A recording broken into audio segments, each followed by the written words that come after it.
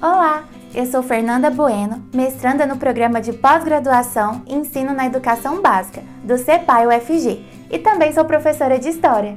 Eu preparei uma sequência de 3 vídeos para vocês.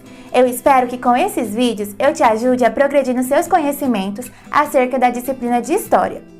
No primeiro vídeo, que é este, eu gostaria de te ajudar a entender por que a disciplina de História é importante e faz parte do seu currículo escolar. No segundo vídeo, nós vamos falar sobre as fontes históricas e eu vou te dar orientações para encontrar as fontes históricas na internet e produzir os seus trabalhos escolares a partir delas. E no terceiro vídeo, eu vou trazer orientações acerca de como produzir trabalhos escolares a partir do uso do site Canva e do PowerPoint. Fique nesse vídeo para entender por que estudamos História e qual é a importância dessa disciplina na sua grade escolar.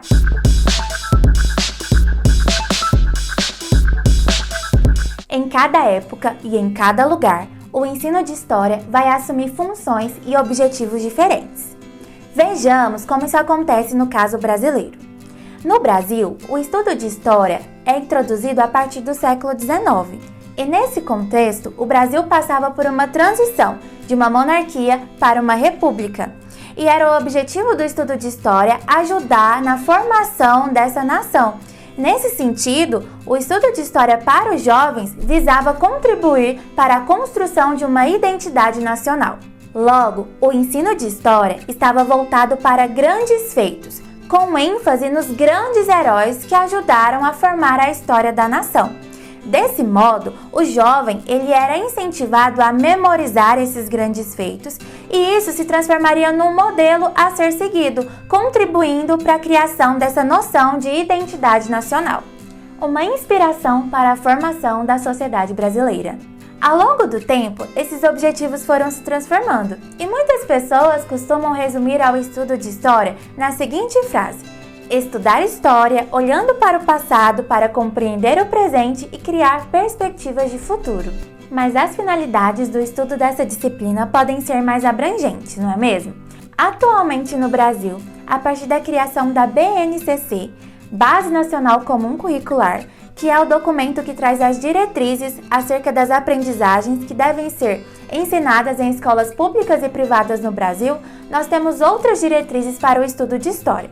Atualmente, tem se priorizado no Brasil não mais a construção de uma identidade nacional, mas a construção de identidades, no plural, e também a formação de cidadãos críticos.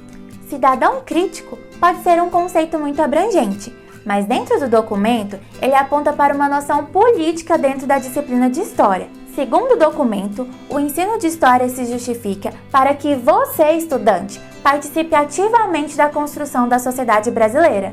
E essa sociedade deve ser justa, democrática e inclusiva. Além disso, alguns historiadores profissionais também se dedicaram a pensar no porquê se estudar História.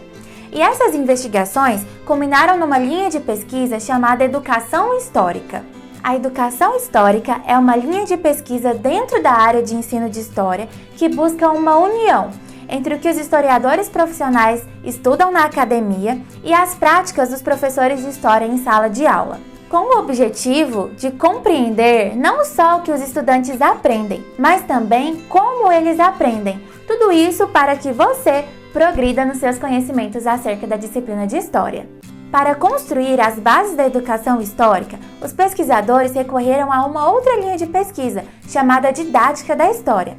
E agora eu vou explicar para vocês o que um historiador alemão que trabalha dentro da Didática da História, chamado Jörg Riesen, traz de contribuição para esse tema. Para ele, a história tem profunda relação com a vida cotidiana.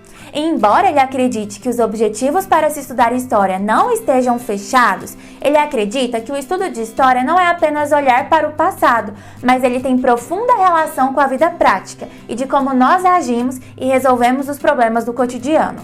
Segundo o autor, a aprendizagem histórica, ou seja, a educação histórica, contribuiria para a construção do sentido da vida.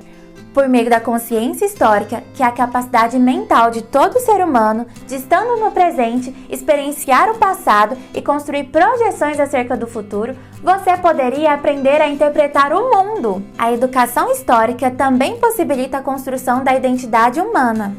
Assim, com consciência de si mesmo e consciência do outro, você poderia aprender a utilizar o passado, ou melhor dizendo, a memória histórica, para aprender a resolver os problemas do cotidiano.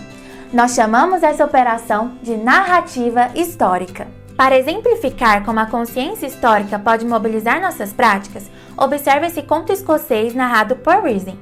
Nas terras altas escocesas, ao antigo castelo de Cole. Este castelo pertence ao chefe do clã MacLean e até hoje está em posse de um membro da família.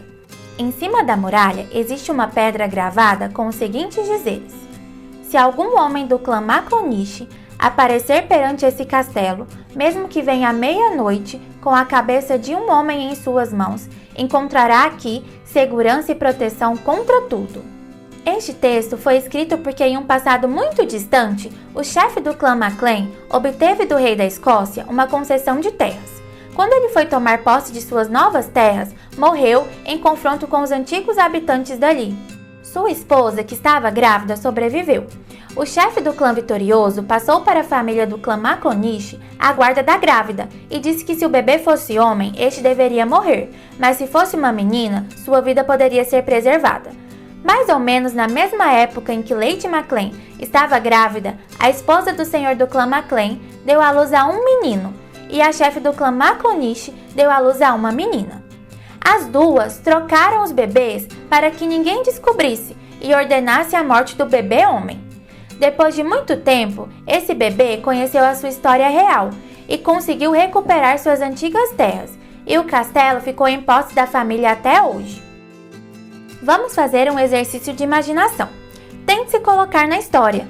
Imagine que você é um membro da família MacLean e habita no castelo hoje, e tarde da noite chega um membro da família Maclonish lhe pedindo ajuda, falando que está fugindo da polícia.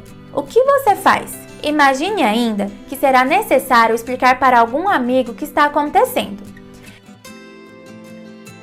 Independente da decisão que você tome, você precisará recorrer à sua interpretação da história, da troca de bebês e do tratado. E aí, a sua versão ou narração será diferente para justificar a sua decisão no presente. Quando você conta para um amigo qual é a história do clã MacLean e por que tomou essa decisão no presente, você está fazendo a narrativa histórica. Deste modo, os alunos poderiam desenvolver competências históricas a partir da compreensão dos sentidos de vida no passado. Se nós levarmos em conta o que a BNCC diz e também o que os teóricos acerca da educação histórica refletem sobre o tema, nós chegaremos à conclusão que o ensino de história atualmente ele está baseado na análise das fontes históricas, que é o meio pelo qual nós podemos conhecer o que se passou.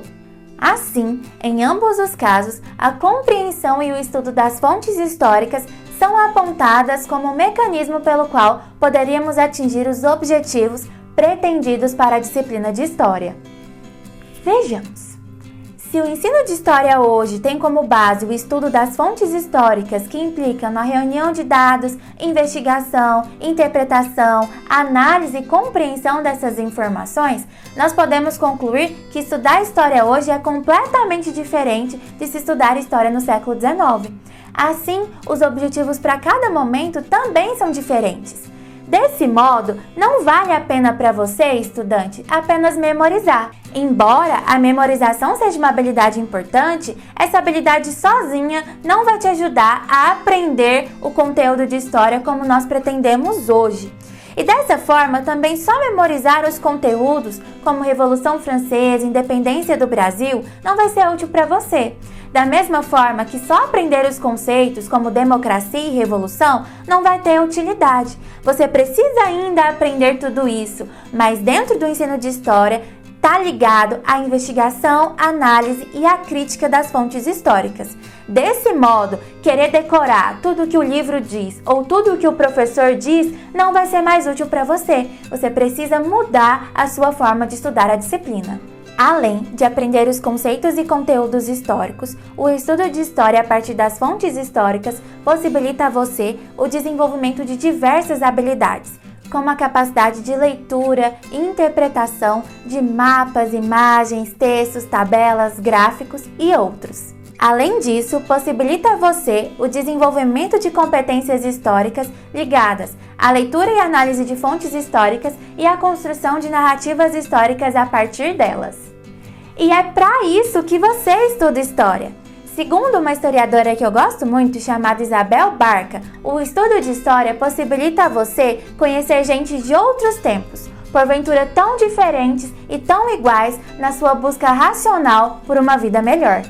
Agora que você já aprendeu que o estudo de história e os seus objetivos mudam a depender do tempo e do lugar e que atualmente o objetivo para se estudar história está pautado na compreensão das fontes históricas, eu te convido a assistir o meu próximo vídeo. No próximo vídeo, eu irei te dar orientações para fazer os seus trabalhos acerca da disciplina de história pesquisando fontes históricas na internet. E eu tenho certeza que assistindo esse material, você vai compreender e atingir os objetivos para se estudar história e, além disso, vai tirar muita nota 10. Então acompanha comigo os próximos vídeos, te aguardo lá. Um beijo e tchau, tchau!